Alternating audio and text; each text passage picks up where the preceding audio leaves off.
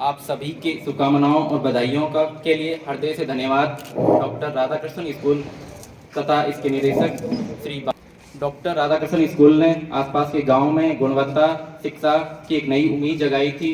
उसी उम्मीद में मेरे जैसे और भी बहुत सारे बच्चों की जिनकी स्वर्ण में महत्वपूर्ण भूमिका निभाई है। मैं चाहता हूं कि मेरा उदाहरण भी आने वाली पीढ़ी के लिए प्रेरणा का स्रोत बने। वे अपने जीवन में आगे बढ़े, अपने सपनों को साकार करें, अपने माता पिता, विद्यालय एवं गांव का नाम रोशन करें। एक बार फिर से आप सभी का तहे दिल से शुक्रिया।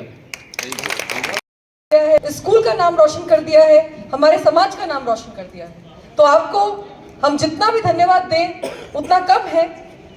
परंतु आपको हम कुछ बातें हमारे अनुभव की बता सकते हैं। मुझसे ज्यादा अनुभव आपके शिक्षक गणों को है। आज जब मैंने ये देखा कि आपके शिक्षक जो उस वक्त शायद आपको डंडा भी लगाते होंगे, परंतु आज उन्होंने आपको आके साफा पहनाया, आज ये आपकी नहीं उनकी उपलब्धि है। इस उपलब्धि के लिए मैं परमपिता परमेश्वर को भी बहुत बहुत धन्यवाद देती हूँ कि हमारे समाज के इन्होंने जिन्होंने मेहनत करके अपना नाम हासिल किया। आज बिलाड़ा भोपालगढ़ में केवल 3 बच्चे इस यूपीएससी की परीक्षा में इन्होंने ये आज पद हासिल करने जा रहे हैं। मेरे भाई हैं राम बरोज जी सारण कुड़ी से, छोटी बहन ममता टूडी वो भी कुड़ी से हैं, और एक अपने ये रविंद्र जी खोजा जो अपने हरियाणा से बिलोंग करते हैं। थोड़ा समय यूं लेना चाहूंगी रविंद्र जी कि शायद आपके लिए ये पहला पड़ाव है। जैसे जब मैं प्रधान बनी तो शायद मेरा भी राजनीति में पहला पड़ाव था, तो पहले कुछ दिन समझने में लग जाता है कि असलियत में चल क्या रहा है, ये सामान किस बात का मिल रहा है। परंतु जो आपने किया है वो काबिले तारीफ है। मेरे दादाजी बद्रीराम जी हमेशा एक चीज मुझे शुरुआत वो चाहते थे कि मैं यूपीएससी की तैयारी करूं, परंतु जो समय और किस्मत चाहती है वही होता है, उस पर किसी का हुक्म नहीं चलता। उन्होंने मुझे कई बार बोला कि तू एक बार अगर आईएएस बन गई तो मैं तेरी सारी शर्तें कबूल कर लूंगा, सब मान लूंगा, परंतु हमारे घर से कोई नहीं बन पाया। सब सौभाग्य की बात होती है, मेहनत की बात होती है, परिश्रम की बात होती है। तो दादाजी मुझे अभी भी कई बार बोलते हैं कि देखो इन बच्चों को किस परिस्थिति में कितनी मेहनत करके आज ये यहाँ पे इस मुकाम को हासिल किए हैं। तो साहब की एक बात है, वो ले नहीं पाई। आज तो 60 हुई उनकी रिटायरमेंट, अब आपने मिले जितनी अच्छी आप उम्र अनुसार, पर आपको जो ये आज आपने जो हासिल किया है, मुझे उससे पूरी उम्मीद है और पूरा भरोसा है कि आपके आसपास के जो लोग हैं, चाहे हम ही क्यों ना हो, सामने विराजित ये जनता ही क्यों ना हो, हम सबको आपके भरोसे पे कई जगह आपकी मदद जहाँ लेनी पड़ेगी वहां पे हम आपकी मदद लेंगे। और मुझे ये भरोसा है क्योंकि आप क्षेत्र के हैं, तो आप इस जनता की और इस समाज की आप बिल्कुल उनकी रिस्पेक्ट रखेंगे, इज्जत रखेंगे। आज सबसे पहले तो मैं रविंद्र खोजा को बहुत बहुत बधाई देना चाहता हूं कि उस मंजिल को हासिल किया इन्होंने, और खासकर मैं इनके माता पिता को धन्यवाद करना चाहता हूं कि ये सब कुछ जो अचीवमेंट हुई है, माँ बाप के कारण ही अचीवमेंट मिलती है। आज हम लोग सब अपने भी बच्चे हैं, एक एग्जाम्पल हम लोग यहाँ से लेकर जा सकते हैं अपने बच्चों के लिए। हम अपने बच्चों को उस लेवल तक पहुँचा सकते हैं जहाँ तक आज रविंद्र पहुँचा है। आज रविंद्र के कारण से हमें एक अच्छी गाइडलाइन भी मिल सकती है, एक अच्छा एग्जाम्पल भी मिल सकता है। और मैं धन्यवाद करना चाहूँगा बाबूलाल जी को कि उनकी संस्था के एक बच्चा आज उस मंजिल पे पहुंचा है जो अपने आसपास एरिया और अपना गांव का नाम रोशन किया है।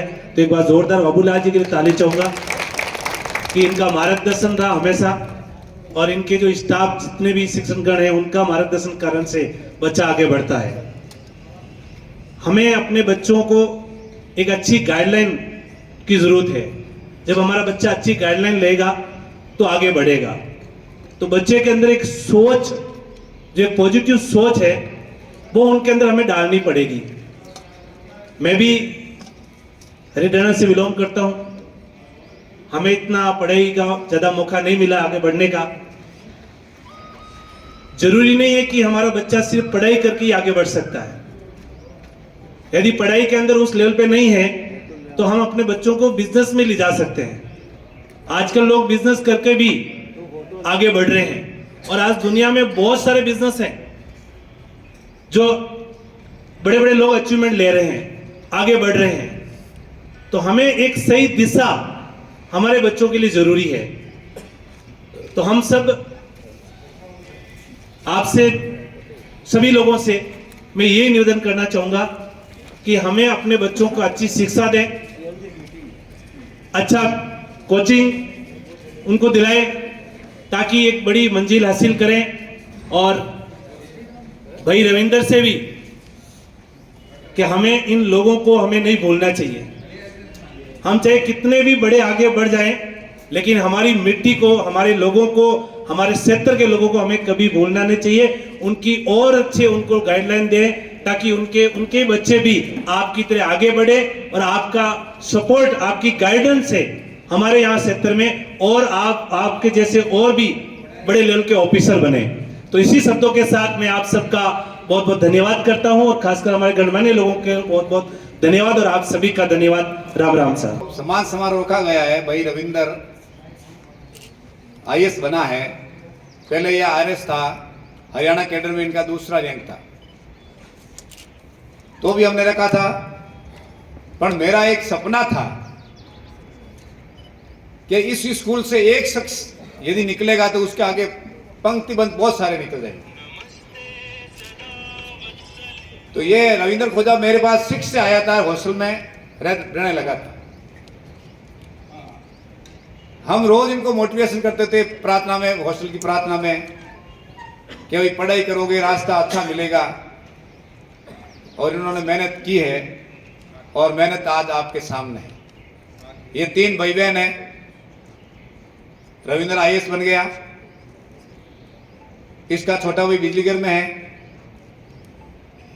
इसकी बहन नर्सिंग एमसीए कर रही है। उन्होंने भी प्रयास किया था नीट का, परंतु नहीं हुआ। तो नातू जी के बारे में बता देता हूं। सबसे बड़ी उपलब्धि नातू जी की है कि जब से इनको बच्चों को मेरे पास डाला था, तो जब भी ये बोरुंदा आते थे बेहिचक स्कूल में आते थे सबसे पहले कि मेरे बच्चे क्या करते हैं। और सबसे बड़ी उपलब्धि गार्जियन की यही कि बच्चे को संभाल ले। तो बच्चा भी ये सोचता है कि मेरा गार्जियन कहीं आ जाएगा। और इस बच्चे को मैंने कभी नहीं कहा, 6 से लेकर 10 तक कभी नहीं कहा तू उठ के पढ़।